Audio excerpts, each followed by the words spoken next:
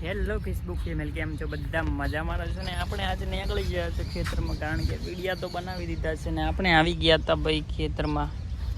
તમે આ જોઈ શકો છો ભાઈ, આ ફૂલ શેના છે, મસ્ત લાગે છે ફૂલ. એટલે તમને આનું નામ ખબર હોય ને તો તમે કહેજો ભાઈ, કારણ કે આપણને તો ભાઈ આનું નામ નથી ખબર, કારણ કે શું શું આવે છે ને એ જ ખબર પડતી નહીં. કારણ કે અત્યારે તો ફૂલ પછી ચોમાસું છે, એટલે ચોમાસાની અંદર અત્યારે શેના ફૂલ આવે છે એ ખબર પડતી નથી ભાઈ.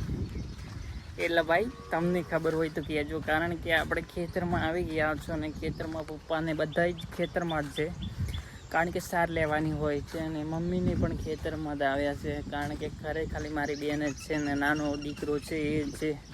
એક મોટો 5 વર્ષનો દીકરો છે મારો, એ તો ખેતરમાં હે ને ઘુમરિયા મારે છે, કારણ કે એ તો જાતો જ નથી ભાઈ.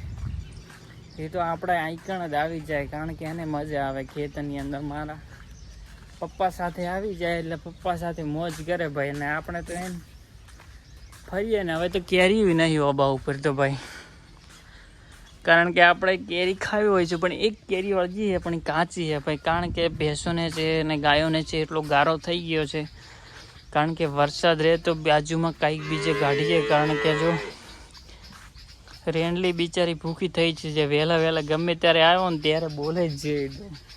એટલે આપણે તો ભાઈ આવી ગયા આ બાજુ, કારણ કે ફરવા ને પેલી તો શેઢો વાઢવા ગઈ છે ને શેઢો વાઢેલી છે ને આપણે ખેતરમાં આવી ગયા. કારણ કે ભાઈ તમે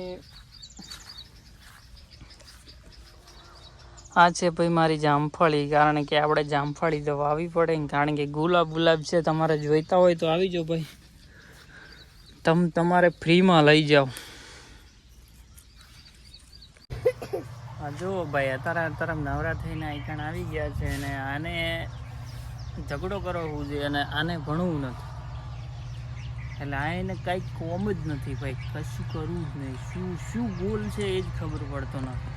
તમારે આ પાડીનો ગોલ સાચો છે ભાઈ, કારણ કે જો ગારામાં ઊભું રહેવું, ગારામાં ફરવું ને ગારો કરવો, આનો ગોલ. જો ભાઈ બીંટું ખાવા હોય તો આવી જાઓ ભાઈ, કારણ કે ભાઈ જો ખેતરમાં હજી કાંઈ વાવ્યું નહીં, કારણ કે મગફળી વાવવાની છે, હજુ સુધી કાંઈ વાવ્યું નહીં. એટલે ભાઈ વાવીશું હવે હળવે ભાઈ.